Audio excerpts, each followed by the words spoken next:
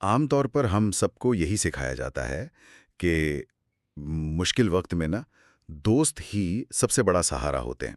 بالکل۔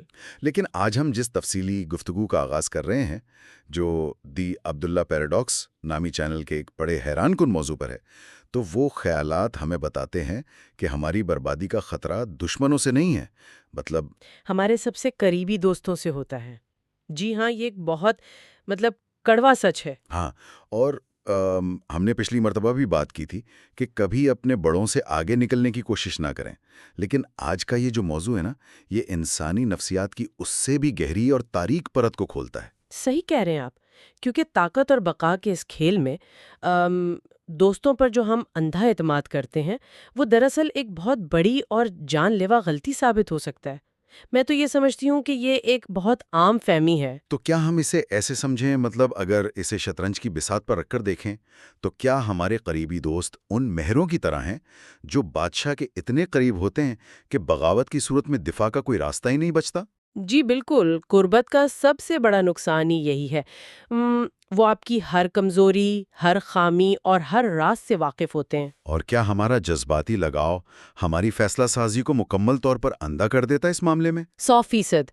جب کسی انسان کو حد سے زیادہ قریب کیا جائے تو جذبات ظاہر ہے عقل پر حاوی ہو جاتے ہیں، اور اس سے بھی زیادہ جو خطرناک پہلو ہے وہ ہے جسے ہم حسد کہتے ہیں۔ اچھا، لیکن مطلب کوئی اپنا قریبی دوست بغاوت کیوں کرے گا؟ بالخصوص تب جب ہم اس پر احسان کر رہے ہوں یا اسے اپنے ساتھ کامیابی کی طرف لے جا رہے ہوں؟ اس کا جو جواب ہے نا، وہ دراصل اسی احسان کے بوجھ میں چھپا ہے۔ دیکھیں، جب کوئی انسان کسی دوست کو اپنے ساتھ بلندی پر لے کے جاتا ہے تو شکر گزار ہونا چاہیے اسے۔ ہاں، بظاہر تو یہی لگتا ہے، ہاں، لیکن ایک وقت آتا ہے جب وہ احسان شکر گزاری کے بجائے بغاوت میں بدل جاتا ہے۔ واہ، یہ تو بڑی عجیب نفسیات ہے۔ بالکل، کیونکہ احسان مند ہونے کا احساس انسان کو مسلسل یہ یاد دلاتا ہے کہ وہ محتاج ہے، اور یہ احساس رفتہ رفتہ حسد اور پھر نفرت میں تبدیل ہو جاتا ہے۔ یعنی وہ کمتری کا شکار ہو جاتا ہے؟ جی، تاریخ کے پنوں میں ایسے کئی بادشاہوں کا ذکر ملتا ہے جنہوں نے اپنے سب سے پرانے دوستوں کو اعلیٰ عہدوں پر بٹھایا، یہی سوچ کر نا کہ وہ ہمیشہ وفادار رہیں گے۔ ہاں، ظاہری سی بات ہے۔ مگر انہی دوستوں نے طاقت کے نشے میں آ کر سب سے پہلے اسی بادشاہ کا تختہ الٹا، کیونکہ وہ اس کی ہر دفاعی خامی کو بہت اچھے سے جانتے تھے۔ ہو، اگر دوست اتنے ہی خطرناک اور مطلب غیر متوقع ہیں تو پھر انسان جائے کہاں؟ دی عبداللہ پیراڈاکس کے ان خیالات کے مطابق تو انسان کو پھر اپنے دشمنوں پر بھروسہ کرنا چاہیے۔ جی، حیرت انگیز طور پہ یہی سچ ہے۔ لیکن ذرا رکیے، دشمن پر بھروسہ کرنا تو سیدھا سیدھا خودکشی کے مترادف ہے۔ مطلب کیا یہ خطرہ نہیں کہ دشمن کو جیسے ہی موقع ملے گا وہ پیٹھ میں چھرا گھونپ دے گا؟ بظاہر تو یہ خودکشی ہی لگتا ہے۔ ہر وقت دشمن سے محتاط رہ کر تو کوئی بھی انسان پاگل ہو سکتا ہے نا؟ صحیح بات ہے، لیکن جب ہم اسے طاقت کے حصول کے زاویے سے دیکھتے ہیں تو نفسیات اس کے بالکل الٹ کام کرتی ہے۔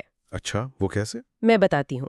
جب کسی سابقہ دشمن کو معاف کر کے اپنا اتحادی بنایا جاتا ہے نا، تو اس کے پاس خود کو ثابت کرنے کے لیے بہت کچھ ہوتا ہے۔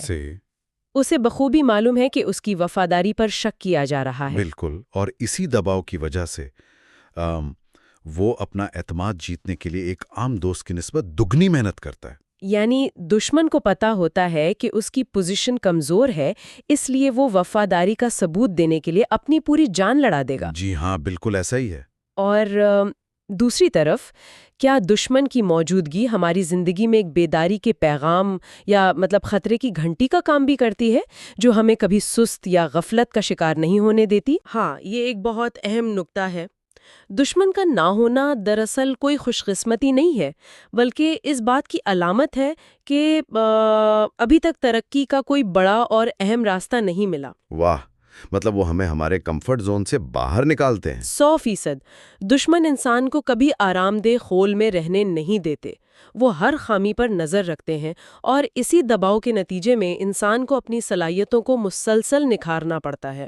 ایک طرح سے دشمن ہمیں بہتر بننے پر مجبور کرتے ہیں۔